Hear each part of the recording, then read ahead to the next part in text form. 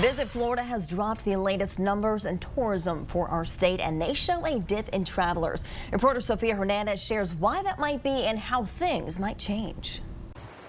The second quarter of 2023, the state of Florida saw a little more than 33 million tourists. It's helping us be on pace to beat out our record from last year, but we are seeing about 1.2% fewer tourists compared to the same time last year.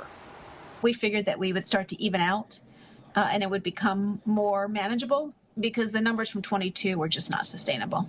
Stacy Ritter with Visit Lauderdale says they were expecting a slower summer, and the reasons vary. For what I'm told, Americans are crawling all over Europe.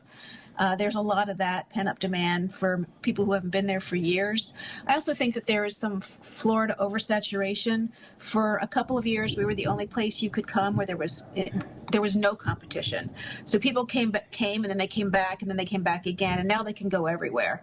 Why they are choosing to go elsewhere also varies. We spoke to Ritter last month when roughly 10 convention events had pulled out of Broward County. Now they are up to 13 since May. The businesses have cited the state's political climate and controversial policies coming from the governor's office.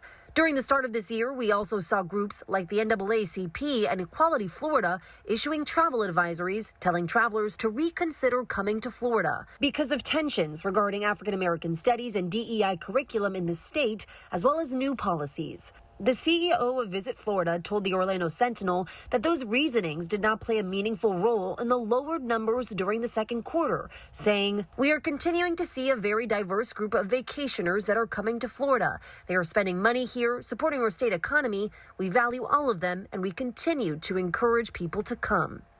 Ritter can attest to that. And as it relates to group business, we actually poll higher in LGBTQ and multicultural group business than does our competitive set. According to the numbers, in Q2, most of Florida's international tourists were from Canada, followed by the United Kingdom. As for what those in the tourism industry are hoping to see next, hopefully a busy winter. We expect it'll even out. It'll be similar to 22 if we collect $500,000 or $1 million less of TDT in calendar 23 than we did in 22. We'll consider it a very successful year. Sophia Hernandez, Florida 24 Network.